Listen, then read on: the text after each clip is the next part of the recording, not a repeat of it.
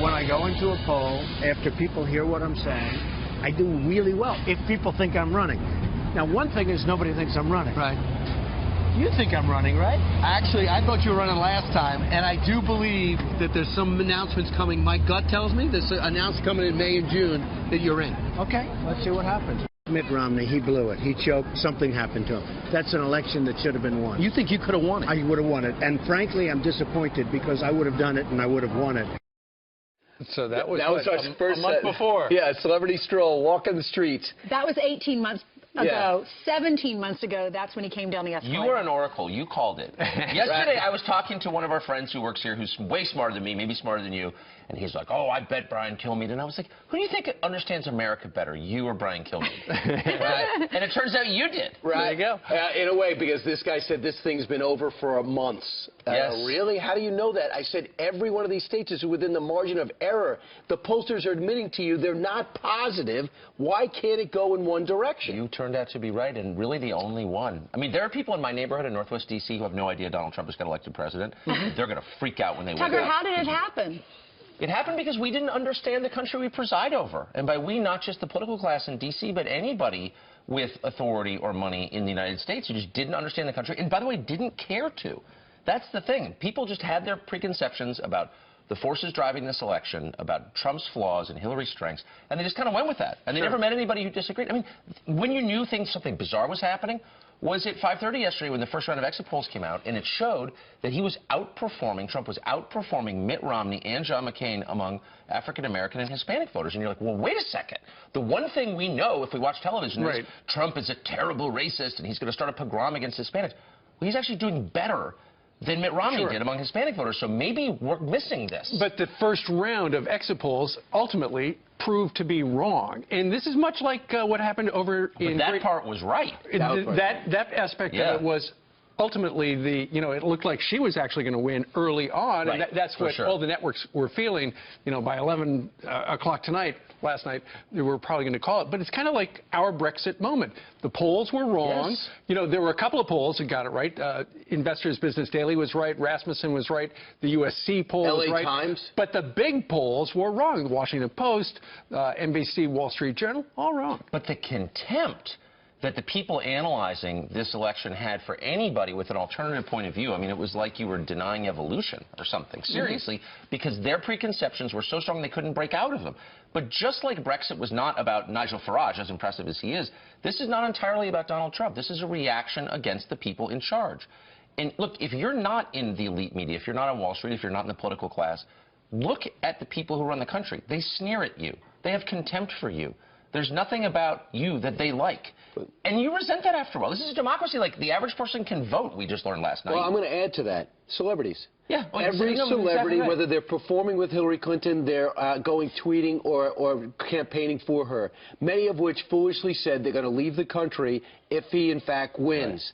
Celebrities, instead of being, you might like their album, but you kind of resent the fact that they're in your face telling you what to do, and that's what America did. They went back and said, you're a good actor, you can sing well, I like your music, but I'm not going to take your political advice. Yeah. I mean, there were a lot of people who were like, you know what, Lena Dunham's for this? I'm not. I'm actually not for this. They're all leaving the country, too, Tucker. Well, there's some upside to this. Let me just say, no, look, here's the point. We might finally lose share. This is a massive but I do think this is something that the Trump voters should think about. Every power center in American life is arrayed against Trump. There needs to be some kind of reconciliation to some extent, because there's nobody with a hand on the lever of power who was for this, and I'll be really interested to see the reaction this morning. It's not just the Democratic Party. It's not just Hillary. I don't know what you mean. What do you mean there's no one on the lever of power? I mean that everybody at the top levels of American business, in finance, in the arts, in academia, I just can't overstate it. They're horrified by this. Does it remind you of what happened with Ronald Reagan? I was too young, really, when he was around, but I had to do some research for a speech I gave, and I remember reading about him working for GE before he said he was going to run for president. He would go into the rust states and he would stand on a box and talk to all these union workers, and they all thought, who's this Hollywood elite coming here? There's no doubt. Then he stood on the box and he was wearing jeans and a cowboy hat, and they all fell in love with him because he was just a man of the people. I was at the last Reagan rally, actually, that cycle. It was at Del Mar Racetrack in 1980. It's different in this sense. Reagan was a two-term governor of California, and you sort of knew what he thought, and, you know, the elites despised him and sneered at him and thought he was stupid, but in the end, he was a known quantity to some extent because he was a seasoned politician. Donald Trump is the only person in American history not to, you know, lead an army or serve in office before getting elected, and so it does put him in a separate category, and the fear of the unknown is part of this. I mean, part of it is just snobbery and stupidity, and I think that 95% of political analysts should quit and go sell insurance. I think most pollsters should, you know, be in the aluminum siding business, but I do think there, at the core of it, there is a legitimate worry about, well, what does come next? Well, and I think Trump can fix that. Tucker, if the control room could put up the map that shows the counties in America that went for Trump. Right. From sea to shining sea, it is a sea of red. That's right. And Trump is red and Hillary is blue. There's just, that represents, it's like a heat map. It represents the anger all across the United States with Washington. Jessica Tarlov said, and the way things red. are going. She yeah, said it is crazy red. Pretty much a total inversion of what that map would have looked like 50 years ago. I mean, the Democratic Party was historically the party of the cities and the farms, right? And now, of course, it's the party of really the suburbs and the coasts. And to some extent, the urban cores. But everything else is Republican. This is a real challenge. Last night in the exit polling, and I think this is true, 97% of people who voted for Hillary Clinton described Donald Trump as scary. And 94% of people who voted for Trump described Hillary as scary. So there really is a real divide here. One of my neighbors just called me last night and said, I'm selling my house. Well, this what? Is, I'm down. Because of this? Right. I think Northwest D.C. is going to look. Northwest D.C. is about the business of government. It's about lobbying, of course. It's about, you know, elected office. It's about working in the agencies. Well, why are they selling their house? Where are they going to go?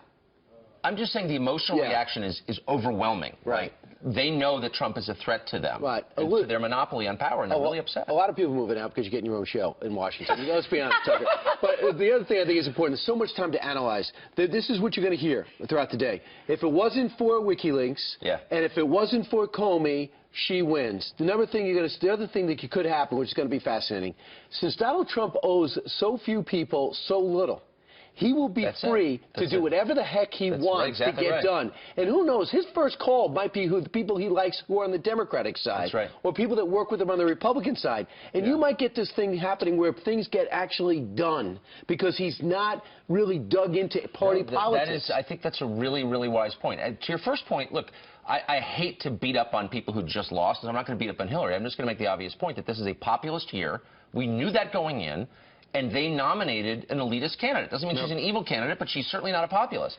And they did it because the elites in their party rigged the system. That's what parties exist to do, to rig systems. And they succeeded. The Republicans tried to rig the Republican system, nominating process, and they failed. And Donald Trump became the nominee. They didn't try to rig it. I think they left it really level, and that forced 17 people to think they actually thought that Jeb would Bush raised $125 million before it even started as a way of saying to everyone else, you'd be insane to jump in this race. But Reince didn't give him that money. No, that's true. Reince is going to be joining us 50 minutes from right now. By the way, in the last 1 minute's worth of soundbiting, we just received word that Hillary Clinton currently is leading with the popular vote. As you can see, she is slightly ahead. It's pretty much 47.6 to 47.6, but obviously in the Electoral College, she is at 218, he is at 274. Ultimately, if she wins the popular vote, you know, many on the left are going to say, look, she actually won. Well, but, just take a look at that. Everything is the opposite of what you expected. You expected Hillary to win. You expected Trump to contest the outcome and say it's not legitimate. But actually, it's very likely, certainly possible. She didn't go out last night and address her supporters. Is that bad? She didn't. Well, it's sad because clearly she couldn't face it, right? But it's also bad because you need symbolically, it's a ritual, and you need to go through closure. I lost. Look at me. I lost. The country needs that, and I hope she will do that. I couldn't help but think about her staff, though, because you don't ever want anyone to lose their job. What are they all going to do now? Is it easy for them all to get another job in Washington? You know, that's a great question. I mean, again, the business of Washington is influencing the tax code primarily, but basically influencing the working of government for the benefit of people, and we get rich doing it. And will that continue to the degree it has? Probably not. Lobbyists are weeping this morning. I'm not joking. But by the way, Ainsley, keep in mind, as President Obama told us 8 years ago, elections have consequences. Yeah. So there you go. Have to look at the rest of it. Has big consequences. The consequence for you being on this couch is you have wound up, as Brian mentioned earlier, with a brand new show. It's going to start Monday night. It's called Tucker Carlson Tonight. What will we talk about? It's like, we'll be in D.C. I'll be the only person left in the city. Yeah, because you've always been at a loss for words, right? All right. Tucker, thank you very much. Congratulations, Tucker. Thank you, as always, Ainsley. Love you. You can tell he was up late. He's prying open a coffee right now. We're still on TV. Sorry, excuse me. It's also pretty clear that he likes Ainsley better than both of us. I do. Well, I do. Like America does. Unbelievable. Make yourself at home, Tucker. All right.